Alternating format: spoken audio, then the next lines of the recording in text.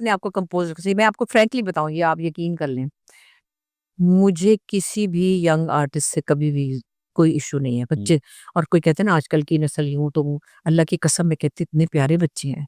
हानिया हो, चाहे उर्वा हो, उर्वा मेरे पैर दबा रही थी शूटिंग में, क्योंकि मैंने किसी को कभी बच्चे को एटीट्यूड ही नहीं देना कि कुछ आंटियाँ देती मैंने सुना है, मतलब मैं नाम नहीं ले रही। मुझे आखिर में जब शूट पैकअप हुआ तो हानिया इतने प्यार से कहती आप इतनी अच्छी क्यों हैं और आंटियाँ ऐसी क्यों नहीं और आपाएँ ऐसी क्यों नहीं है? मैंने कहा मुझे क्या पता और आपाएँ कैसी होती हैं?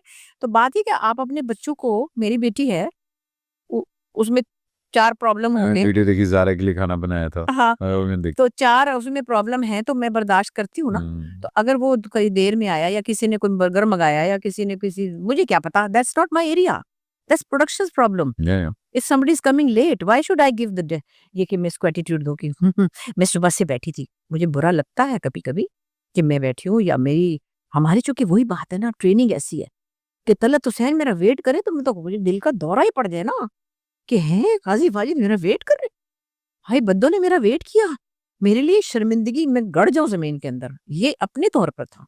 तो उसमें मुझे लगता है कि बच्चों ने नहीं देखा हुआ ये, हम तो कंपैरिजन करते हैं ना हुँ। कि हाय अल्लाह हमारा फलाना नहीं वेट, शकील मेरा वेट कर रहे होंगे, हाय जल्दी भागो, बुरी बात है। इवन हाँ, मगर इवन बैक देन आपकी फ्रेटर्निटी ने, मुझे याद है कि कभी एक-दूसरे के खिलाफ नहीं इस तरह बातें होती थी। कभी शकील से सुना आपने कुछ? कभी नहीं। दौलत हुसैन से सुना? मैं फ्रैंकली बताऊं, I am so sorry to say this, मैं खुद पंजाब से हूँ।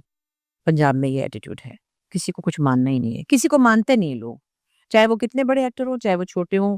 ईमान से मैं ये बताऊं, बीइंग अ पंजाबी, मैं अपने आप को अक्यूज कर रही हूँ, आप वो नहीं कर रही। पंजाब का ये माहौल है, पंजाब की फ़िल्म का, और पंजाबी टेलीविज़न भी पंजाब का इन्फ्लुएंस्ड है मोस्टली। आप थोड़ी इसमें इसलिए कि आप अब आप लोग मिक्स्ड उसमें रहते हैं।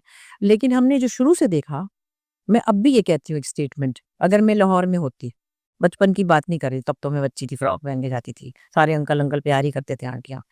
अगर आप लोग इस बात को गलत उसमें न लें, मैं अगर लाहौर में होती और मैं ड्रामों में आ रही होती, मैं आज ये ना होती, मेरे लिए बड़ी मुश्किलात होती। आप देखिए मेरी दोस्तें सब कराची में आके काम करती हैं, 25 साल हो गए, सबा, रुबीना, क्योंकि वो जो एटीट्यूड है ना वहाँ पे, वो ठीक नहीं है। हुँ।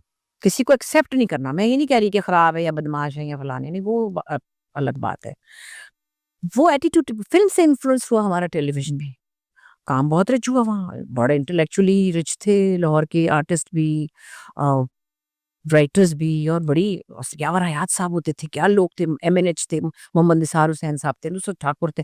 मैं तो उनकी गोदों में खेली हुई हूँ। हुँ। लेकिन जब मैं बड़ी हुई या मैं हीरोइन आती या मैं, तो मुझे नहीं लगता था कि मैं वहाँ वो ग्रोथ जो मेरी कराची में हुई है, जो मेरी ग्रूमिंग यहाँ हुई है, जिस तरह तमीज़ और इज़्ज़त से हाँ। यहाँ नहीं, ये मैं देखिए, मैं सारी ज़िंदगी लाहौर में हूँ, मुझे पता है कि लाहौर वाले बहुत ही काम को इतना ढीला कर देते हैं कि हाँ जी, प्रोफेशनलिज़्म कर नहीं है। लेंगे, प्रोफ़ेशनलिज़्म नहीं है और प्रोफ़ेशनलिज़्म मैं कराची में है। आपको सच्ची बता रही हूँ, मज़े की बात है, इरफ़ान साहब बड़े प्यारे हैं मेरे साथ, कभी-कभी बात भी करते हैं। तो मैं एक दफ़ा उनका जब ड्रामा करी थी ना, तो मेरे पास एक आर्टिस्ट बैठे हुए थे कि बस ਤੁਹਾਡੇ ਵਾਸਤੇ पावे पका के लाने, हाय! रोजड़ी पानी है, ਵਿੱਚ फलाना मगज़ पाना ते ये ते वो। मैं कहा अच्छा जी, नहीं, हाँ। नहीं, घर आओ ਤੁਹਾਨੂੰ ਧਨੀਆ ਗੋਸ਼ਤ ਖਵਾਉਣਾ। वाह! रम्य कहना अच्छा सब चीज़ें ठीक है। तो मैंने कहा जी मैं ਤੁਹਾਨੂੰ ਦੱਸਨੀ ਆ ना, मैं स्टेज पे थी। अच्छा मैं